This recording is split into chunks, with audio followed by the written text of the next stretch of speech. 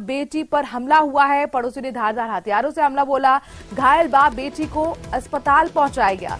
छेड़छाड़ करने के दौरान झगड़ा हुआ और उसी को लेकर यह मामला इतना तूल पकड़ता चला गया। मामले की जांच फिलहाल कैथून थाना पुलिस कर रही है। छेड़छाड़ करने की बात पर झगड़ा हुआ और ये विवाद इतना बढ़ गया कि पड़ोसियों ने हमला तक कर दिया, जिसमें बाप बेटी घायल हो गए। कैथून थाना पुलिस फिलहाल इस मामले की जांच कर रही है। बाप बेटी पर हमले की खबर कैथून से। पड़ोसियों ने ही हमला किया है धारदार हथियारों से और इसके पीछे छेड़छाड़ की ये पूरी कहानी बताई जा रही है। जयपुर से बड़ी खबर है, जहां पर युवा बेरोजगारों का हल्ला बोल देखने को मिला है। ये प्रदर्शन शुरू हो गया है। दरअसल बजट में नई जो भर्तियां थी उनकी घोषणा ना होने की वजह से बेरोजगार नाराज थे। भर्तियों की घोषणा ना होने से नाराज होकर प्रदर्शन कर रहे हैं। अजमेर में मारपीट करने वाले सीआई को निलंबित करने की मांग भी ये बेरोजगार कर रहे हैं। राजधानी के शहीद स्मारक पर प्रदर्शन हो रहा है। आपके सामने तस्वीरें। साथ ही बजट में जो नई घोषणा भर्तियों की नहीं हुई है उसको लेकर भी एक तरीके की नाराजगी यहां पर युवा बेरोजगारों में बनी हुई है। जयपुर की तस्वीरें, जहां पर हल्ला बोल युवा बेरोजगारों का आप देख पा रहे हैं। जबरदस्त प्रदर्शन शुरू हो चुका है। इसके साथ साथ अजमेर से वीडियो जो वायरल हुआ था पुलिस अधिकारी की तरफ से लाठियां भाजते हुए युवाओं पर, उसी को लेकर कार्रवाई की मांग भी की जा रही है। युवा बेरोजगार का हल्ला बोल, कई मांगे हैं जो एक एक कर हम अपने टीवी स्क्रीन पर दर्शकों के सामने रख रहे हैं। अजमेर के सिविल लाइन थाना प्रभारी को निलंबित किया जाए, ये भी मांग की जा रही है। लवली हमारे संवाददाता इस खबर पर ज्यादा जानकारी के साथ जुड़ गए हैं। लवली, कितनी बड़ी संख्या यहां पर युवा बेरोजगारों की दिख रही है? क्या कह रहे हैं प्रदर्शन के दौरान तमाम युवा बेरोजगार?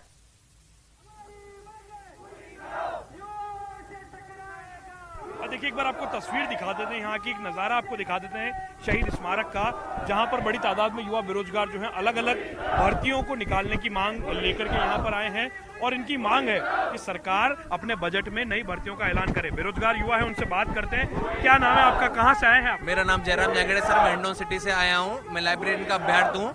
तो मैं यही मांग करता हूं कि लाइब्रेरी में स्टाफिंग पैटर्न लागू हो, जिससे कि राजस्थान में अधिक से अधिक संख्या में लाइब्रेरी के पदों पर भर्ती हो और युवा बेरोजगार को रोजगार मिल सके। आप कहां से आए हो, क्या मांग लेके आए हो? मैं सवाई माधोपुर से आया हूं। कृषि पर्यवेक्षक के पद अधिक से अधिक सृजित किए जाए। जैसे गहलोत सरकार अगर कोई उपचुनाव होते हैं तो वो जैसे जल्दी से जल्दी कराती है, वैसे ही ये भर्ती कराए। वो जो विपक्ष भाजपा पार्टी है वो जिस तरह मुद्दा उठाती है, इन्होंने फलाना पिछला बजट पढ़ दिया, नया बजट पढ़ रहे हैं, तो इनसे भी मेरी मांग है कि ये ज्यादा से ज्यादा युवाओं की मांग उठाए, वो युवाओं के लिए ज्यादा से ज्यादा भर्ती निकाले। तो देखिए, ये अलग अलग तरह की मांगे लेकर के यहाँ पर युवा अभ्यर्थी जो है वो आए हुए हैं और प्रदेश भर के युवा अभ्यर्थी जो है वो अलग अलग मांग लेकर के आए। आप कहाँ से आए हो, क्या मांग लेके आए हो, बताओ? सर हम पशुधन सहायक की भर्ती की मांग लेकर आए हैं और दौसा से आए सर हम। और हम चाहते हैं कि जो अब रिप्लाई जो बजट का पेश करेंगे मुख्यमंत्री जी, तो उसमें पशुधन सहायक की भर्ती की घोषणा करें। बड़ी उम्मीद के साथ उन्हें हम तैयारी कर रहे हैं, जैसे भी हम जितनी उम्मीदें पूरी उम्मीदों पर खरा उतरेंगे मुख्यमंत्री जी। अच्छा, आप बताओ कहाँ से आए हो? रायगढ़ धौलपुर से आया हूँ। हमारी मांग है कृषि परीक्षा भर्ती चाहिए। सरकार ने बोला था ये बजट युवाओं के लिए है, पर इसमें युवाओं के लिए कुछ नहीं है। ये पहली बार राजस्थान सरकार हम कृषि बजट से घोषित हुआ है, फिर भी इसमें कुछ नहीं है। हमारी मांग है सरकार ने जो वादा किया था वो वादा पूरा किया जाए। यहाँ पर नारे लग रहे हैं कि जो युवाओं से टकराएगा वो चूर चूर हो जाएगा। आप बताइए, आप कहाँ से आए, क्या मांग लेके आए? मैं भरतपुर से आया हूँ। मेरा नाम सौरभ शर्मा है। मैं एक ही कांग्रेस से हमारी कोई दुश्मनी नहीं है। मैं एक ही दरख्वास्त करता हूँ, पशुधन सहायक और कृषि पर्यवेक्षक की भर्ती जारी करे, वरना उसको बहुत बड़ा रिजल्ट झेलना पड़ेगा, ये पक्का है। देखिए, कांग्रेस से आर पार की बात भी यहाँ कही जा रही है। आप बताइए, आप कहाँ से आए हो? सर मैं जलोर से सर मैं सुपरवाइजर भर्ती के लिए आया हूँ। सर एक साल से लगातार तैयारी करे यार, हमें भरोसा था कि इस बजट में जरूर भर्ती आएगी, पर वो भर्ती नहीं है। ये निराश होकर हम सही समय धरना दे रहे हैं और कम से कम 1500 पोस्ट प्लस हमारे आनी चाहिए और हमें कांग्रेस सरकार से विश्वास है कि हमें भर्ती वो देगी। ईसीजी टेक्नीशियन भर्ती की जो है वो भी जारी करने की मांग जो है वो यहाँ की जा रही है। आप कहाँ से आए हो, क्या मांग लेके आए हो? अजमेर से आई हूँ मैं। मेरा नाम कविता है। मुख्यमंत्री जी से हमारी यही मांग है कि टेक्नीशियन की भर्ती जल्द से जल्द जारी करें। देखिए, यहाँ पर जो अलग अलग अभ्यर्थी, आप कहाँ से आए हो, क्या मांग लेके आए हो? कालवाड़ से आई हूँ मैं। कृषि पर्यवेक्षक की भर्ती आए। क्या कहना चाहते हो सरकार से? सरकार से यही कहना चाहते हैं कृषि पर्यवेक्षक की भर्ती लाए जल्दी से जल्द। आप बताइए, आप क्या कहना चाह रहे हो सरकार से? हम भी यही कहना चाहते हैं कि कृषि पर्यवेक्षक की भर्ती जल्द से जल्द लाए। सरकार से यही मांगते हैं हमारी भर्ती लाए जल्द से जल्द। तो देखिए अलग अलग तरह की मांग है। आप बताइए, आप कहाँ से आए, क्या मांग लेके आए? वैकेंसी निकाले, हम 1 साल पहले बोलेगा अब तक नहीं निकली। तो देखिए हमारे साथ में इनके नेता है, बेरोजगार नेता जो है उपेन यादव, वो मौजूद है। उपेन, अलग अलग भर्तियों से जुड़े हुए लोग हैं, 2.5 लाख भर्तियां हैं बताई जा रही खाली है, क्या मांग है प्रमुख तौर पे सरकार को, क्या कहना चाहते हो? देखो मैं मांग कर रहा हूँ कृषि परीक्षक, पशुधन सहायक, पंचायत राज है, राजस्थान पुलिस कांस्टेबल, SI, कनिष्ठ अनुदेश, संगणक, stenograph, LDC, RS, second grade, third grade, ये तमाम जो भर्तियां जो तमाम विभाग जो शिक्षा, चिकित्सा, पंचायत राज विभाग, ARD, गृह विभाग, तमाम विभागों में 2 से 3 लाख पद खाली है। तो बजट युवाओं के लिए था, तो युवाओं के लिए बजट में घोषणा होनी चाहिए। हम मांग करें मुख्यमंत्री जी रिप्लाई में युवाओं को खुशियां दे। हम मांग करें जो विभागों का जो रिप्लाई दिया जाएगा उसमें भर्तियों की घोषणा की जाए, अंक बताया जाए कितने पदों पर भर्ती आएगी, जैसे शिक्षा विभाग के लिए घोषणा की है। हम मांग करें पेपर लीक मुक्त राजस्थान बनाया जाए, उत्तराखंड की तर्ज पर यहाँ उम्र कैद की सजा का प्रावधान वाला कानून लाया जाए। हम मांग करें जो अजमेर में लाठीचार्ज करने वाले CI को निलंबित किया जाए। हम मांग करें प्रदेश के बेरोजगारों को प्राथमिकता दी जाए। तमाम मांगों को लेकर हम आंदोलन हमारा जारी है। 6 दिन से मैंने अन्न त्याग कर रखा है, तो मैं सरकार से मांग कर रहा हूँ। बिना अन्न त्याग के इतना पावर कहाँ से आ रहा है? सरकार के खिलाफ इतना जबरदस्त झंडा विद्रोह किया आप लोगों ने। मैं सरकार से कह रहा हूँ जांच करवा लो। मैंने यदि 6 दिन से जिस दिन बजट की घोषणा हुई उस दिन से मैंने अन्न एक भी दाना लिया हो तो वो कहे करने के लिए तैयार हूँ, क्योंकि मैं युवाओं के सपनों के लिए लड़ रहा हूँ। मैं युवाओं का हस्ते हस्ते जान दे सकता हूँ, क्योंकि युवाओं का दर्द जानता हूँ। युवा 2 साल से तैयारी करता है, अवसाद में चला जाता है, वो कर्जा लेता है, उनका दर्द जानता हूँ। मैं किसान का बेटा हूँ, किसी MLA मंत्री का बेटा और बेटी तैयारी नहीं करता, वो एग्जाम नहीं देता, या पेपर लीक का दर्द जानता हूँ। इसलिए मुझे ऊर्जा है, ये मेरी ताकत है, इनके पीछे मैं जान दे सकता हूँ और इनके लिए मैं लड़ूंगा, पिछाड़ने वाला नहीं हूँ मैं।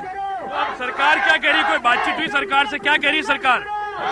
कल अधिकारियों से बात हुई थी, हम भर्तियां निकालेंगे 21,000 पदों पर शिक्षा विभाग में वो भर्ती प्रक्रिया शुरू करें, वो भी संघर्ष के बदौलत तो शुरू है। अन्य विभागों में निकालनी पड़ेगी, अन्य विभागों में जो हम मांग कर रहे हैं। तो हमें हमारी भर्तियां चाहिए और उन भर्तियों के लिए संघर्ष करें। युवाओं के लिए बजट था तो युवाओं को समर्पित होना चाहिए, पेपर लीक मुक्त राजस्थान होना चाहिए, युवाओं को न्याय मिलना चाहिए। जो आंदोलन का हमने आगाज किया है ये वोट की चोट में बदलेगा, हम हार नहीं मानने वाले। हमें बजट में भर्तियां चाहिए। सरकार ने बजट के रिप्लाई में भर्ती की घोषणा नहीं की तो आने वाले दिनों में वोट की चोट बदले। आप कहाँ से आए हैं, क्या नाम है आपका? मैं सीनियर चिकित्सक हूँ, SMS से हूँ और मेरा खुद का निजी चिकित्सालय है। तो जब भी उपेन भाई संघर्ष करते हैं तब मैं आता हूँ, इनके लिए आता हूँ। यहाँ चिकित्सक भी हैं। सरकार को इस तरीके की योजनाएं बनाकर झूठ बोलने का जो प्रावधान है उसको कम करना चाहिए। मैं आपको एक छोटा सा उदाहरण देना चाहता हूँ। राजस्थान की 8 करोड़ जनसंख्या है, लगभग 8 करोड़ पे मुझे चिकित्सक का डाटा पता है। 548 चिकित्सक पोस्टेड है, दंत चिकित्सक। दुर्भाग्य इस देश का 1.25 लाख पे एक दंत चिकित्सक है और ओरल कैंसर हिंदुस्तान में, राजस्थान में सबसे ज्यादा है। तो अगर इस तरीके की व्यवस्थाएं हैं, पेपर चोरी हो जाते हैं, उपेन भाई का मैं पूरा समर्थन करूंगा। उपेन भाई अन्य त्याग कर रखे, मैं SMS से चिकित्सक हूं, इनके प्राण नहीं जाने दूंगा। लेकिन अगर सरकार इसी अधर्मिता पे रही तो हम उस सरकार के प्राण जरूर निकाल लेंगे। सरकार को चाहिए, देखिए मेरा ज्यादा इतिहास नहीं पढ़ा हुआ लेकिन एक बात जानता हूं, education is the best weapon of the world. शिक्षा अपना दर्द। आप कहाँ से आए, क्या मांग लेके आए? देखिए हम दंत चिकित्सक हैं और पिछले 5 साल से गहलोत सरकार से डिमांड कर रहे हैं कि हमारी भर्ती को जारी करें 480 पदों की, लेकिन बार बार हम घुट्टे पे बैठ के उनसे रोटी मांगते हैं और उन्हें पत्थर दे देते हैं। वो गहलोत राजस्थान के गांधी जी हैं, लेकिन वो महात्मा गांधी जी की इस कथन को नकार रहे हैं, हमारे साथ हमें बार बार पत्थर दे देते हैं। और UTP भर्ती पे हमें करने जा रहे हैं जो करप्शन और 22 आवाज जारी करेगा। हम चाहते हैं दंत चिकित्सक हमारी भर्ती निकाले, 480 पदों पर भर्ती हमारी निकाली जाए जल्दी से जल्दी। आप बताइए, आप कहाँ से आए, क्या मांग लेकर के आए? मैं डॉक्टर ज्योति हूँ, दंत चिकित्सक विभाग से हूँ। गहलोत सरकार ने हमारी पहली बजट में 480 वैकेंसियों को नॉमिनेट किया था, लेकिन अभी तक नहीं निकली है। तो हमारी माननीय अशोक गहलोत जी से प्रार्थना है कि हमारी जो 480 वैकेंसियाँ और 21 वाली बजट में 352 वैकेंसियाँ है उनको जल्दी से जल्दी पूरा किया जाए। इस वाली बजट आपने इनकी मांगों को सुना। देखिए आप एक बार तस्वीर देख लीजिए, दूर तक जो है अलग अलग अभ्यर्थी जो है अलग अलग भर्तियों से जुड़े हुए ये अलग अलग मांगों को लेकर के यहाँ पर आए हैं। इनका इनका कहना है कि हम तैयारी कर रहे हैं, लेकिन उसके बाद सरकार हमारी जो बात है वो नहीं सुन रही है। नया जो बजट था वो युवाओं के लिए था, लेकिन युवाओं के लिए एक भी नई भर्ती जो है वो नहीं आई, जिससे नाराज होकर के, खफा होकर के ये लोग यहाँ पर लगातार प्रदर्शन कर रहे हैं, सरकार से मांग कर रहे हैं कि सरकार इनकी मांगों पर विचार करे। और आप देखिए ये पोस्टर पैम्पलेट दिखाए जा रहे हैं, यहाँ पर सीसीजी भर्ती के पैम्पलेट है, अलग अलग जो है ये पशुधन सहायक भर्ती के पैम्पलेट है। तो इस तरह से अलग अलग जो पैम्पलेट्स हैं वो लेकर के ये तमाम अभ्यर्थी यहाँ पर लगातार प्रदर्शन कर रहे हैं, सरकार से मांग कर रहे हैं, और मांग करते हुए सरकार को ये कह रहे हैं कि सरकार इनकी मांगों पर विचार करे, और न केवल विचार करे बल्कि बजट का जो रिप्लाई देने वाले हैं राजस्थान के मुख्यमंत्री, उस बजट के रिप्लाई में राजस्थान के जो मुख्यमंत्री हैं वो नई भर्तियों का ऐलान करे ताकि इन्हें कुछ राहत जो है वो मिल सके। ये वो बेरोजगार हैं जो आम तबके से आते हैं, मेहनत करते हैं, जद्दोजहद करते हैं, संघर्ष करते हैं, और उसके बाद में उम्मीद लगाए बैठे होते हैं कि सरकार कोई भर्ती लाएगी जिसमें ये लोग पार्टिसिपेट करेंगे और कोशिश करेंगे कि ये उस भर्ती में कामयाब हो सके, सही जगह पर पहुंच सके, सरकारी नौकरी का सपना साकार कर सके। ये पशुधन सहायक के लोग हैं, इनसे बात करते हैं। आप बताइए क्या कहना चाहते हैं आप सरकार से? हमारी जो वैकेंसी है वो निकाली जाए, और गहलोत सरकार ने जब बजट पास किया था तो जब वादा किया था उससे पहले भाई हमारी मांग तो आपकी वैकेंसी निकाली जाएगी, वो नहीं निकाली, हम निराश हो गए। इसकी वजह से हमारी वैकेंसी पद से जल्दी वैकेंसी निकाले। अच्छा आप बताइए क्या मांग लेकर के आए हैं? सर हम ये मांग लेकर आए हैं इस धरने के तहत यहाँ पर कि हमारे जो सरकार ने इतने दिनों से झूठी दिलासा दिला रखी थी, हमें सपने दिखा रखे थे, उन सपनों को पूरा करें।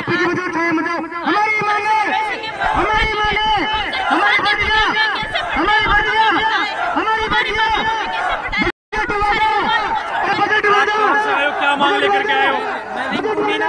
मैं से आया हूँ। मैं कृषि पर्यवेक्षक भर्ती सरकार से आग्रह करता हूँ कि वो जल्द से जल्द जारी करे कृषि पर्यवेक्षक भर्ती। अच्छा आप कहाँ से आए हो, क्या मांग लेकर आए हो? सर हमें कोट बिजली से, मेरा नाम आकाश सैनी है। प्रदेश के 95% अस्पतालों में सीसी टेक्नीशियन है। प्रदेश में इस वक्त किसी टेक्नीशियन जी शुक्रिया लवली। ग्राउंड जीरो से रिपोर्ट लवली की आप देख रहे थे, जहां पर तमाम युवा बेरोजगारों का हल्ला बोल जारी है। ये प्रदर्शन कुछ देर पहले शुरू हुआ और आप देख सकते हैं बड़ी संख्या में यहाँ पर युवा जो बेरोजगार हैं वो मांग सरकार से यही कर रहे हैं कि अलग अलग विभागों में भर्तियां शुरू की जाएं। बढ़ते आगे, जयपुर शूटआउट मामले में बड़ी खबर आ रही है, जहां पर लॉरेंस बिश्नोई से पूछताछ होगी। राजस्थान पुलिस पूछताछ करेगी। लॉरेंस को दरअसल जयपुर लाया जा रहा है। राजस्थान पुलिस पंजाब से बठिंडा से लेकर पंजाब से वहां रवाना हो चुकी है। इसके साथ राजस्थान लेकर निकली है पुलिस। जी क्लब पर फायरिंग मामले में पूछताछ होगी। 28 जनवरी को आपको याद होगा रात में फायरिंग हुई थी जी क्लब पर, और उसी मामले में लॉरेंस बिश्नोई से पूछताछ होनी है। राजस्थान के लिए रवाना हो चुकी है पुलिस बठिंडा से, और कुछ ही देर में जयपुर लाया जाएगा, जहां पर जी क्लब फायरिंग के मामले में लॉरेंस बिश्नोई से पूछताछ होगी। इसके साथ साथ दो अलग अलग आपराधिक मामले हैं जिसको लेकर शक जो है लॉरेंस बिश्नोई और उसके गुर्गों पर है, उनको लेकर भी पूछताछ हो सकती है। दरअसल लॉरेंस बिश्नोई के नाम पर कई दफा वसूली की खबरें आ चुकी हैं व्यापारियों से, और रंगदारी और वसूली को लेकर ही ये मामला। विष्णु हमारे संवाददाता इस खबर पर ज्यादा जानकारी के साथ जुड़ गए हैं। विष्णु आपसे जानना चाहेंगे कितनी देर में पहुंचेगा लॉरेंस जयपुर? देखिए अभी तक हमारे सूत्रों के मुताबिक आधा रास्ता जो है वो तय कर लिया गया है, और करीब शाम करीब 5 से 6 बजे के बीच में जयपुर की पुलिस जयपुर लेकर लॉरेंस बिश्नोई को पूछेगी। उसके बाद में जवाहर सर्किल थाने में लॉरेंस बिश्नोई से पूछताछ की जाएगी, क्योंकि जो लॉरेंस के खिलाफ जो मुकदमा दर्ज हुआ था वो उसी थाने में दर्ज हुआ था। और अब तक की जानकारी में यही सामने आया कि जयपुर में जी क्लब पर 28 जनवरी की रात को हुई फायरिंग के मामले में, जो कि 5 करोड़ की रंगदारी वसूल करने के लिए की गई थी, ऐसे में वहां पर ये जो पूछताछ लॉरेंस बिश्नोई से की जाएगी। देखिए सबसे बड़ी बात है, पुलिस जो पंजाब से लॉरेंस बिश्नोई को राजस्थान लाते वक्त तमाम उन सभी प्रोटोकॉल्स का पालन कर रही है जो कि कोर्ट ने भी निर्धारित किए हुए, यानी कि लॉरेंस बिश्नोई को जब जयपुर लाया जाएगा तो रास्ते में कहीं पर भी किसी भी ढाबे पर या किसी भी जगह पर पुलिस उसको साथ लेकर नहीं ठहरेगी। सीधे पंजाब से पुलिस उसको लेकर के और जयपुर पहुंचेगी और यहाँ पे थाने में पूछताछ होगी। तो तमाम जो प्रोटोकॉल्स है, सिक्योरिटी प्रोटोकॉल्स है जिसकी कोर्ट ने भी निर्देश दिए, उन तमाम प्रोटोकॉल्स का पुलिस पालन कर रही है। जी विष्णु, आगे कार्रवाई कैसे बढ़ेगी, जरा ये भी समझाएं हमारे दर्शकों को। लॉरेंस बिश्नोई बड़ा नाम है अपराध की दुनिया में। देखिए कार्रवाई का ये होगा कि जब क्योंकि अभी प्रोडक्शन वारंट पर लॉरेंस बिश्नोई को पंजाब से पुलिस ने लिया है और उसके पहले additional police commissioner Ajay Pal Lama खुद चंडीगढ़ गए थे, वहां पे पंजाब के पुलिस अधिकारियों से बातचीत की थी और उसके बाद रास्ता तय हो गया था कि लॉरेंस को जयपुर लाया जाएगा, उससे पूछताछ होगी। तो यहाँ लाने के बाद में कोर्ट में उसको पेश किया जा सकता है, उसका मेडिकल भी करवाया जाएगा ताकि उसकी फिटनेस के बारे में रिपोर्ट बन सके और फिर गहनता से जो रिमांड पर लेकर के लॉरेंस बिश्नोई से पूछताछ होगी। बाद में जो 28 जनवरी की रात को जो फायरिंग हुई थी उस वाले मामले में पूछताछ होगी और उसके अलावा जयपुर में जो कारोबारियों को लगातार धमकियां मिल रही थी रंगदारी वसूल करने के लिए और लॉरेंस बिश्नोई की गैंग के जो लोग थे विदेशों में बैठ करके विदेशी नंबरों से जो धमकाने का प्रयास कर रहे थे, तो लॉरेंस से ही पूछताछ की जाएगी क्या उन धमकियों में उसका रोल है। सबसे बड़ी बात है कि 1.5 साल के बाद में लॉरेंस बिश्नोई को जयपुर लाया जा रहा है। उसके पहले सितंबर 2021 में लॉरेंस बिश्नोई को एक बिल्डर से 1 करोड़ की रंगदारी वसूल करने के लिए गिरफ्तार किया गया था जवाहर नगर पुलिस के द्वारा और तब लॉरेंस बिश्नोई को तिहाड़ जेल से प्रोटेक्शन वारंट पर जयपुर लाया गया था। लॉरेंस के साथ में संपत नेहरा भी शामिल थे और पूछताछ के बाद में लॉरेंस को वापस भेजेंगे। तो 1.5 साल के बाद में जयपुर पुलिस लॉरेंस बिश्नोई से जयपुर लाके पूछताछ करेगी। जी शुक्रिया विष्णु, तमाम जानकारी हम तक पहुंचाने के लिए। कुछ ही देर में जयपुर पहुंचेगा और उसके बाद बड़ी पूछताछ जिसमें माना जा रहा है कि कई खुलासे भी हो सकते हैं। धौलपुर से बड़ी खबर आ रही है जहां पर अंतर्राज्यीय बैंक डकैतों के गिरोह का खुलासा हुआ है। पूछताछ में राज्य की 8 बैंक डकैतियों का खुलासा हुआ। बसेड़ी क्षेत्र में चोरियों की घटनाओं का भी खुलासा हुआ। चोरियां और मोटरसाइकिल लूट की घटनाओं का खुलासा हुआ। बैंकों में 4 लाख की डकैती का ये मामला, लूट गए थे सारे रुपए। इसके साथ ही बाइक भी बरामद हुई है। पुलिस फरार आरोपी की अभी तलाश कर रही है। बदमाशों ने जनवरी 2023 को मंडावरी दौसा में बैंक में डकैती की थी। अक्टूबर 2022 को सपोटरा में बैंक में डकैती हुई। जुलाई 2022 को नादौती में भी बैंक डकैती हुई और सितंबर 2022 को भी दूनी टॉक में डकैती हुई। अप्रैल 2022 को बारूनवास में भी डकैती हुई, ये बैंक डकैती ही थी। जनवरी 2022 को वैर भरतपुर में बैंक डकैती हुई। तो आप देख सकते हैं जो बैंक लूट का ये मामला, इसमें अब कई खुलासे हुए हैं। चोरियों और मोटरसाइकिल लूट की घटनाओं का भी खुलासा हुआ है। बैंक में करीब 4 लाख रुपए की डकैती हुई थी। मरने से बड़ी खबर अपने दर्शकों को बता रहे हैं। लूटे गए सारे रुपए और लूटी हुई बाइक भी बरामद कर दी है। बड़ी सफलता पुलिस की कही जा सकती है। धौलपुर से बड़ी खबर, अंतर्राज्यीय बैंक डकैतों का जो गिरोह है उसका खुलासा किया उसने कि किस तरह से 8 बैंकों में डकैती उसने की।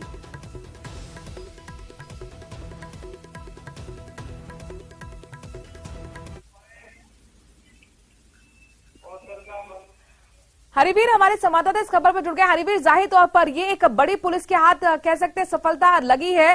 क्या क्या खुलासे हुए अब तक पूछताछ में इस गैंग से? जी बिल्कुल, मैं आपको बता दूं, ये कुछ दिन पहले जो मरैना बैंक है कस्बे, वहां पर कुछ जो बदमाश थे उन्होंने हथियार के दम पर ये बैंक में लूट की वारदात को अंजाम दिया था। उसके बाद में वहां से वो फरार हो गए। फरार होने के बाद में जब पुलिस को सूचना मिली तो पुलिस ने उनका पीछा किया। पीछा करने के बाद में बदमाशों और पुलिस के साथ मुठभेड़ हुई। मुठभेड़ में बदमाशों ने भी फायरिंग की और जवाबी फायरिंग में पुलिस ने गोलियां चलाई। तो 3 जो बदमाश थे उनके पैरों में गोली लगी थी और 3 वहां से फरार हो गए थे। इस दौरान ये भाग रहे थे, वहां बैंक से लूट करके भाग रहे थे। तो इनकी बाइक थी वो खराब हो गई थी। तो इन्होंने रास्ते में जा रहे एक युवक से इन्होंने बाइक छीनी। उसके बाद में वहां पर इनको जाकर के पकड़ लिया। इनसे तीनों से पूछताछ पुलिस लगातार पूछताछ कर रही थी, जिसमें ये खुलासे हुए हैं, जिनमें 2023 जनवरी में मंडावरी दौसा में इन्होंने बैंक में लूट की थी। उसके बाद में अक्टूबर 2022 में सपोटरा बैंक में लूट की थी और जुलाई 2022 में नादौती में बैंक लूट की थी। सितंबर 2022 में दूनी टॉक में की थी। अप्रैल 2022 में बाबनवास में की थी और 2022 जनवरी भरतपुर में भी की थी। और मैं आपको बता दूं, ये एक अंतर्राष्ट्रीय गिरोह का डकैतों का ये जो खुलासा हुआ है, ये धौलपुर पुलिस को बहुत बड़ी सफलता मिली है। क्या गैंग के सभी सदस्यों को पकड़ लिया गया है अब तक? जी, उसी दौरान जब ये वहां से लूट करके बैंक से भाग रहे थे तो पुलिस ने इनका पीछा किया था। तो उस वक्त ये 6 बदमाश थे, इनमें से 3 को पकड़ लिया है। 3 से पूछताछ की जा रही थी और जो इनके जो साथ के फरार हैं उनकी तलाश की जा रही है। शुक्रिया हरिवीर, तमाम जानकारी हम तक पहुंचाने के लिए। तो 3 बदमाशों की अभी भी तलाश पुलिस कर रही है।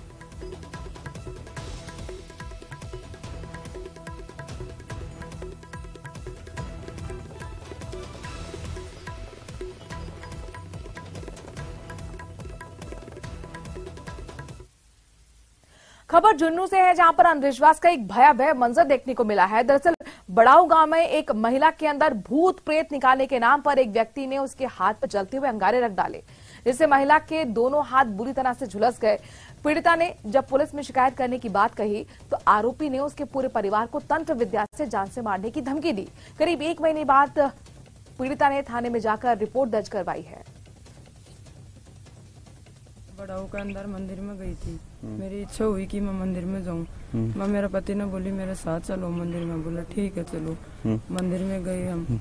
मंदिर जाने के बाद वो पुजारी है ना, वो बैठा था वहाँ पर, वो पूजा कर रहा था। मैं भी वहाँ पर बहुत सी लुगाया बैठी थी, बड़ी बेटी जना, वो बोलो कि है ना एक अंदर तो भूत नहीं है जना, भूत नहीं है। फिर मेरे चोटों पकड़ के 2-3 चाटा लगाया और चोटों पकड़ के घसीट तो और नीचे गिर दियो। आज मोनिका पत्नी विनोद कुमार कुमावत निवासी बड़ाऊ ने थाने पर उपस्थित होकर रिपोर्ट दी कि करीब 1 महीने पहले बड़ाऊ गांव के जो झाड़ा फूंक करने वाले 2 व्यक्ति है, उन्होंने भूत प्रेत के नाम पर उसके हाथों पर अंगेरे रख दिए, जिससे उसके हाथ जल गए। ऐसी रिपोर्ट प्राप्त हुई तो उस पर हमने मुकदमा दर्ज करके और अनुसंधान कर रहे हैं। कोटा के डीसीएम इलाके में स्थित एक फैक्ट्री में काम करते वक्त स्कूली छात्र की मौत के मामले में नई जानकारी सामने आई है। करीब 40 घंटे बाद परिजनों ने छात्र का शव उठा लिया है। इससे पहले छात्र के परिजन फैक्ट्री मालिक और ठेकेदार के खिलाफ हत्या का मामला दर्ज करने और आर्थिक सहायता की मांग को लेकर अड़े हुए थे। शव उठाने से इनकार कर रहे थे। देर रात तक परिजन मोर्चरी के बाहर बैठे रहे। पुलिस की माने तो दोनों पक्षों में अब समझौता हो गया है। आज परिजनों ने शव उठाया। परिजनों की शिकायत पर मामले की जांच भी की जा रही है। अब ठेकेदार और कंपनी चले गए लोग, अभी तक देखने नहीं आए बच्चों को। बोल रहे हैं कि अब बोलने के बाद बोल रहे हैं कि उनको दया संस्कार करके हमारे ऑफिस में आ जाओ। अब आप लोगों की क्या मांगे? मांगे 20 लाख रुपया। अब बॉडी उठाऊंगा, पहले वो लोग आएंगे तब बॉडी उठाऊंगा मैं। रेड्रा वाले ने पैसे दे दिए और दाह संस्कार के लिए बॉडी संभला दी। कितने पैसे में समझौता हुआ? 1.5 लाख। ये पैसा किस की तरफ से दिया जाएगा? कंपनी का? नहीं, कंपनी का इंश्योरेंस अलग है, वो हेड्रा मालिक नहीं देते। कोटा में बुधवार सुबह हुए दर्दनाक हादसे में मां बेटी की मौत हो गई, जबकि हादसे में 2 लोग गंभीर रूप से घायल हुए हैं। घायलों को हॉस्पिटल में भर्ती कराया गया है। हादसा तालेड़ा बाईपास के पास हुआ है, जहां एक तेज रफ्तार ट्रक ने कार को टक्कर मार दी थी। कार में सवार सभी लोग एक ही परिवार के थे। जानकारी के मुताबिक कार सवार लोग जयपुर से कोटा लौट रहे थे कि तभी तालेड़ा बाईपास के पास तेज रफ्तार ट्रक ने अचानक ब्रेक लगा दिया, जिससे कार ट्रक में घुस गई। वहां से गुजर रहे राहगीरों ने सभी घायलों को हॉस्पिटल में पहुंचाया, जहां उनका इलाज चल रहा है। फिलहाल ट्रक को जब्त किया गया है। शिकायत के आधार पर कार्रवाई भी की जा रही है। एक्सीडेंट हो गया था तालेड़ा बाईपास पर, जिसमें सरला देवी और परवीन जी इलाज के लिए यहाँ कोटा आए थे, जिनके इलाज के दौरान मौत हो गई है। और कमलेश और एक निताली, उनका इलाज जारी है, जो गंभीर अवस्था में। ट्रक और कार का एक्सीडेंट हुआ है। राजधानी जयपुर में जेडीए का परिवर्तन दस्ता एक्शन मोड में नजर आ रहा है। जेडीए ने ताबड़तोड़ एक्शन लेते हुए 2 जगहों पर कार्रवाई की। पहली कार्रवाई जोन 5 में गोपालपुरा बाईपास पर हुई है, जहां जेडीए ने 5 मंजिला अवैध बिल्डिंग को सील किया है। इस इमारत का निर्माण 0 सेटबैक पर हो रहा था और जेडीए के नोटिस देने के बावजूद ये निर्माण चल रहा था। वहीं दूसरी कार्रवाई भूतावली गांव में बसाई जा रही अवैध कॉलोनी पर की गई है, जहां अवैध निर्माण पर जेडीए ने बुलडोजर चलाया और ध्वस्त कर दिया।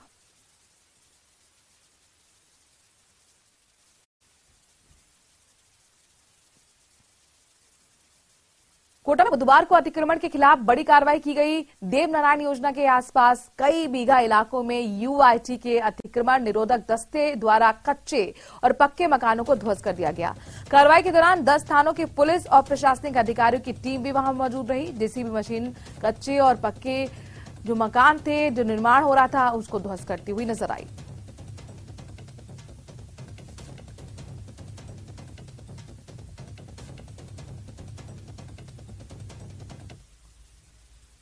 श्रीगंगानगर से बड़ी खबर है, जहां पर प्रसूता की मौत के बाद निजी अस्पताल में हंगामा मचा हुआ है। परिजनों ने अस्पताल पर लापरवाही का आरोप लगाया है। हंगामे की सूचना पर पुलिस भी मौके पर पहुंची हुई है। प्रसूता की मौत के बाद अस्पताल में जोरदार हंगामा परिजनों की तरफ से। अस्पताल पर लापरवाही का आरोप। हालांकि पुलिस मौके पर पहुंची हुई है, बातचीत की जा रही है। इस वक्त की बड़ी खबर अपने दर्शकों को बता रहे हैं, जहां पर प्रसूता की मौत पर हंगामा, हॉस्पिटल में परिजनों का गुस्सा फूटा है। बीकानेर से बड़ी खबर है, जहां पर इंसाफ के लिए पानी की टंकी पर चढ़े 3 युवक डूंगर कॉलेज के पास टंकी पर चढ़े और इसके साथ ही आरोपी की गिरफ्तारी की मांग ये तीनों कर रहे हैं। युवक के साथ दरअसल मारपीट कर खदान में फेंकने का ये पूरा मामला है, जिसमें ये कार्रवाई की मांग करके न्याय की मांग करते हुए ये युवक पानी की टंकी पर चढ़ गए। पुलिस फिलहाल समझाइश कर रही है, लेकिन अभी भी ये युवक मानने को तैयार नहीं।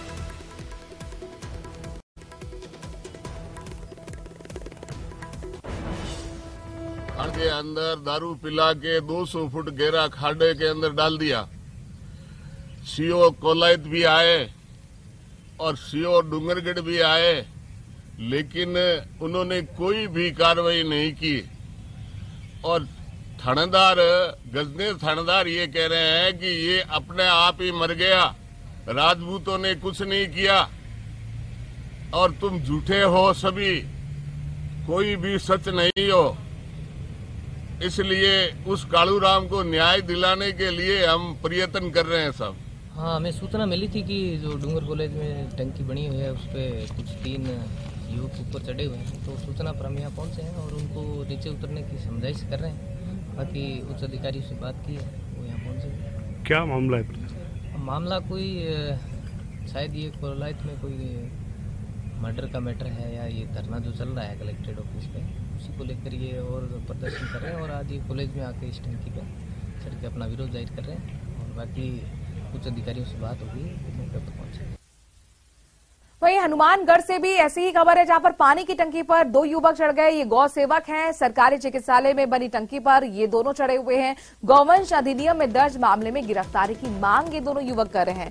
दरअसल आपको बता दें कि सरपंच के खिलाफ गौवंश अधिनियम का मामला दर्ज है और सरपंच की गिरफ्तारी की मांग को लेकर ये गौ सेवक टंकी के ऊपर चढ़ गए। पानी की टंकी, हालांकि पुलिस लगातार समझाने की कोशिश कर रही है, लेकिन अभी तक ये युवक नीचे नहीं उतरे।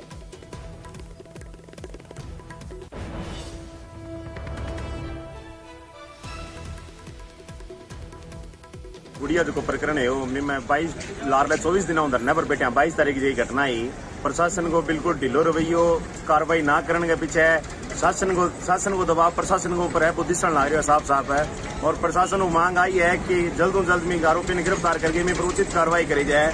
जबकि पीछे भी मेरे जगह धरना दिया, ज्ञापन दिया, पुलिस में वार्ता हुई, मैं मना हुई, आश्वासन मिली कि कार्रवाई कर देगा, लेकिन अभी तक कोई कार्रवाई को नहीं हुई। और कार्रवाई के नाम पर सिर्फ लिपापोती है, ना कि मुजरिम पकड़ने की बजाय मुजरिम ने किया बचाया जावे।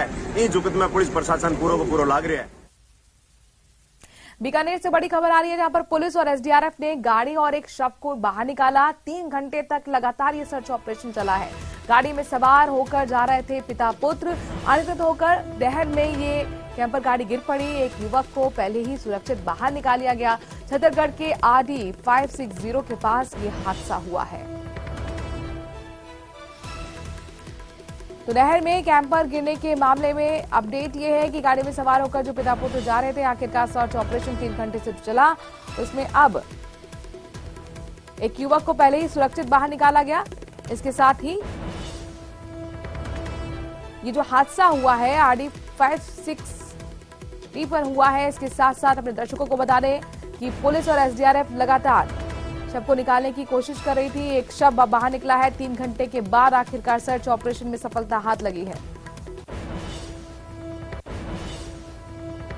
वहीं कोटा से बड़ी खबर है, जहां पर कोटा ग्रामीण का इटावा कस्बा आज बंद है। नगर के बाजार में सन्नाटा पसरा हुआ है। ग्रामीण और हिंदू संगठन के लोग बाजार में भ्रमण कर रहे हैं।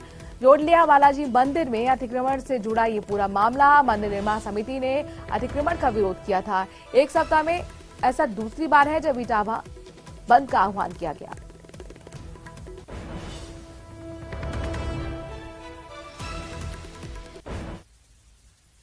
चलिए इसी के साथ एक छोटे से ब्रेक के लिए यहां पर रुक रहे हैं। जल्द हाजिर होते हैं कुछ और खबरों के साथ।